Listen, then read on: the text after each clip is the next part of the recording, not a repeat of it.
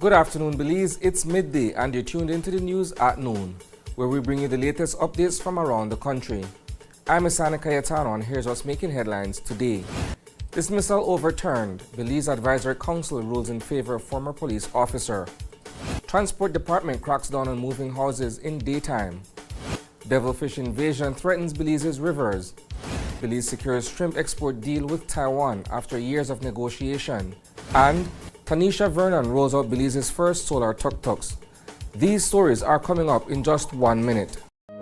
In the face of tragedy, you depend on accurate and timely information. In times of triumph, you seek to be inspired. You demand transparency and accountability.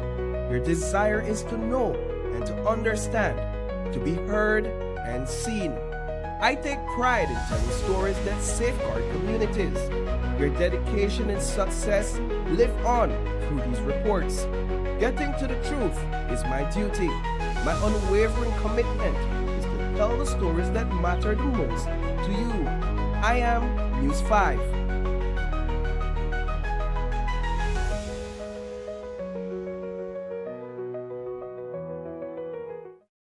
Welcome back.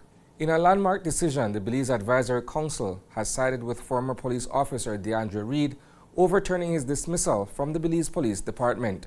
Reed, who was officially let go in August 2024, challenged the termination under Section 25 of the Police Act, arguing that the process violated his rights to natural justice, procedural fairness, and legitimate expectation. He was dismissed after shooting the Governor General's dog at her residence in Belmopan. After nearly a year of review, the Council agreed. In its ruling, the BAC found that the disciplinary proceedings against Reed failed to meet the required standards, specifically the 5-day process outlined in the department's own policy. The Council concluded that these procedural breaches rendered the dismissal unlawful and disproportionate. The decision, signed by BAC Secretary Merrill Casco, has been forwarded to the Solicitor General, the Attorney General's Ministry, and the Commissioner of Police. If you've ever been stuck in traffic behind a house, yes, a whole house, you're not alone. The Department of Transport is stepping in with new rules to help keep our roads safer and traffic flowing smoother. After a wave of complaints from frustrated drivers and concerned citizens, Transport is cracking down on the movement of oversized structures like houses on public roads. These massive moves have been causing major headaches, blocked roads, damaged property, and long delays, especially during rush hour. So, here's what's changing effective immediately. Moving houses or any oversized structures on public roads is banned between 5 a.m. and 9 p.m. That means if you're planning to haul a house, you'll need to do it overnight, between 9 p.m. and 5 a.m. only. The aim is to reduce disruptions, enhance road safety, and ensure a smoother commute for everyone. And, just a heads up, violating these new rules could lead to serious consequences, fines, suspended permits, and even having your vehicle impounded. The Department of Transport is urging all operators and the public to cooperate. If you need more information or want to apply for a movement permit, reach out to the Transport Headquarters or your nearest district office. There's a new underwater invader creating ripples in our rivers, and it's not welcome. Locally known as the Devilfish or Pez Diablo, this armored catfish may sound like something out of a sci-fi movie, but it's very real and very destructive. This invasive species isn't from around here. It snuck into Belize through the Rio Hondo from Mexico and is now spreading through New River, an ecosystem already under stress. And the damage is serious. These fish don't just eat up the food our native species rely on, they also burrow into riverbanks, causing erosion, knocking down trees, and even disrupting the natural flow of water. That means murkier rivers, clogged waterways, and a threat to the clean water and food sources we depend on. And get this, they can survive on land for hours. That gives them even more chances to spread. The Department of Environment is urging everyone not to transport or introduce these fish into other rivers, creeks, or water bodies. The full impact of the devilfish is still being studied, but they're bad news for Belize. After a recent trip to Taiwan, Belize's Ministry of Foreign Affairs shared some exciting news. Taiwan has officially given the green light for Belizean shrimp to enter its market. Now, if you've been following this industry, you'll know shrimp farming was once one of Belize's top earners. But that all changed about a decade ago when early mortality syndrome hit hard, slashing production and shaking the industry to its core. Since then, things have been looking up. Production isn't quite back to the glory days of 2014 and 2015, but this new export opportunity could be the turning point.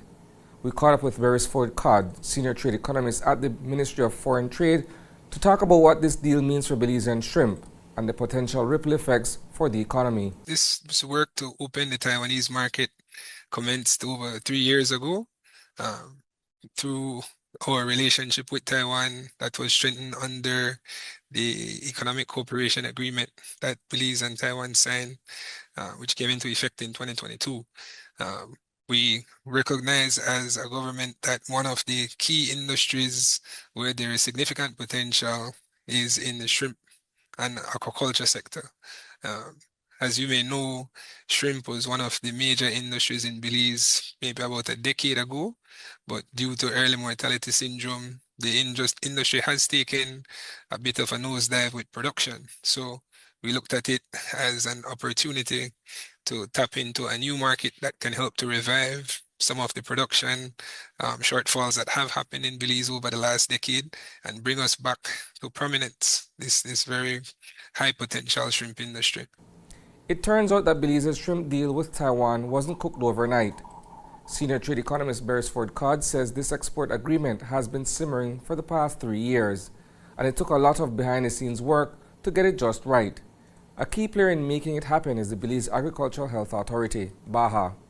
They've been working tirelessly to ensure our shrimp meets top-tier health and safety standards, the kind that international markets demand. We spoke with Dr. Natalie Gibson, BAHA's Technical Director for Food and Safety, who broke down the rigorous process and what it means for Belize's reputation in global seafood trade. We regulate the processing facilities. We approve and register. We monitor to ensure that they're adhering to good hygiene practices, and in some cases, HACCP as well. Some of the facilities, we have annual audits for their HACCP system, which is a more advanced food safety management system than your basic hygiene. So that, the good hygiene practices, that entails the structure of the facility, the design to prevent contamination, the practices, the procedures, again, just designed to minimize any food safety risk with the product. Imagine cruising through the city in a sleek, silent tricycle powered not by gas but by the sun. That's now a reality thanks to Tuk-Tuk Belize Tour Services, which just made history by launching the region's very first fleet of solar and electric tricycles. Tanisha Vernon, an entrepreneur whose passion includes sustainability, is driving real change, one eco-friendly ride at a time. The inspiration started after the COVID about 4 years ago.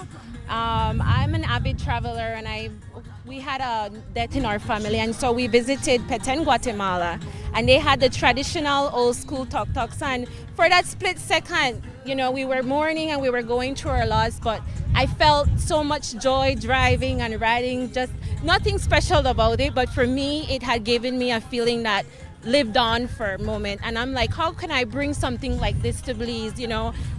We're so close to Guatemala, and yet we don't have anything similar like this in our country.